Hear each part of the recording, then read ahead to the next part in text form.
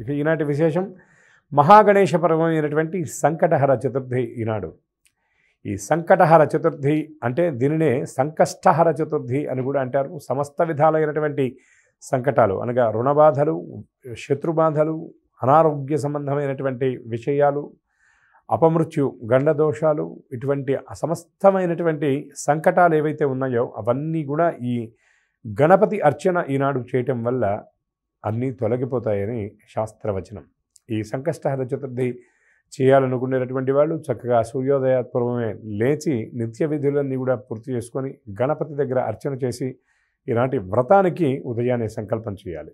పగలంతా ఉపవసించి ఉండలేనటువంటి వాళ్ళు పండ్లు పాలు మాత్రమే తీసుకొని సంకటహర గణేశ స్తోత్రాన్ని పారాయణ చేసి, ఇంకా అవకాశం ఉంటే గణపతికి సంబంధించినటువంటి పంచరత్న స్తోత్రాది స్తోత్రములన్నీ కూడా చక్కగా చదువుకొని సాయంకాలం ప్రదోషకాలంలో గణపతి అర్చనను ప్రారంభించి గణపతి సహస్రనామాలతో గరికతో అర్చన చేసి ఈ సంకటహర గణేశ వ్రతానికి సంబంధించినటువంటి కథ కూడా ఉంటుంది. దాన్ని కూడా చక్కగా శ్రద్ధగా విని తదనంతరం గణపతికి విశేషమైనటువంటి సంఖ్యా పురస్సరం అంటే 11 లేదా 21 కుడుములు, ఉండ్రాళ్ళు నివేదన చేసి అన్నిటికంటే ప్రధానంగా గరిక పూజ, జిల్లేడు పువ్వులతో పూజ చేయటం వల్ల ఈ సంకష్టహర గణపతి వ్రతాన్ని కొన్ని కల్పాలను అనుసరించి 11 నెలలు 11 చతుర్థులు గనక ఆచరించినట్లయితే సమస్త విధాలైనటువంటి ఈప్సితాలు సిద్ధిస్తాయి అని మనకి శాస్త్రం ద్వారా తెలియవస్తున్నటువంటి విషయం ఇది.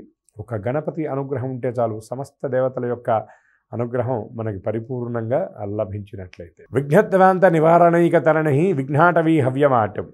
విఘ్నములు అనేటటువంటి చీకట్లు కమ్మిన చోట సూర్యుడి వంటి వాడు గణపతి. విఘ్నాటవీ హవ్యవాట్. విఘ్నములు అనేటటువంటి అడవిని కాల్చేటటువంటి కార్చిత్సు గణపతి. విఘ్న వ్యాళ ప్రమత్తగరుడో. విఘ్న వ్యాళములు అంటే సర్పముల వంటి విఘ్నములకు గరుత్మంతుడు వంటివాడు ఈ గణపతి. అలాగే విఘ్నేభ పంచానన.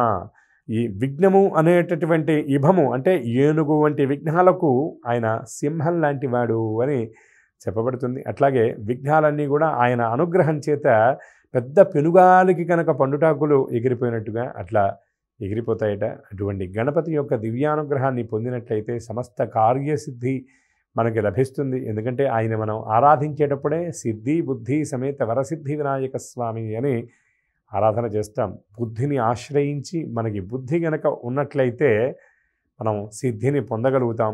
ఈ బుద్ధి సక్రమంగా ఉండాలన్నా, మనకన్నీ సిద్ధించాలన్నా గణపతి యొక్క పాదాలే మనకి శరణం. వందే వందారు మందార మిందిరానంద కందలం అమందానంద సందోహబంధురం సింధురానమని శంకర భగవత్పాదుల వారు కనకధారా స్తోత్రాన్ని చెప్పేటప్పుడు ఆదిగా ప్రారంభ శ్లోకంగా ఈ శ్లోకాన్ని చెప్తారు. అటువంటి ప్రమద గణనాయకుడు, ప్రణవస్వరూపుడు, ప్రథమ పూజితుడు అయినటువంటి గణపతి యొక్క అనుగ్రహాన్ని పొందాలంటే సంకటహర చతుర్థిని వ్రతాన్ని గనక ఆచరించినట్లయితే మనకి సమస్త సిద్ధులు కరతలామలకంగా లభిస్తాయి. అటువంటి గణపతి యొక్క దివ్యానుగ్రహాన్ని మనందరం కూడా పొందాలి. భవసంచిత పాపౌఘ విధ్వంసన విచక్షణం విఘ్నాంధకార భాస్వంతం విఘ్నరాజమహం భజే అని మనం ఆయన చక్కగా ఆయన ధ్యానిస్తాం. అటువంటి గణపతి యొక్క దివ్య కృప మనందరికీ పరిపూర్ణంగా లభించాలి అని శ్రీ గణేశాయ నమః అనేటటువంటి నామాన్ని చక్కగా మనం చెప్పుకుంటూ స్వస్తి.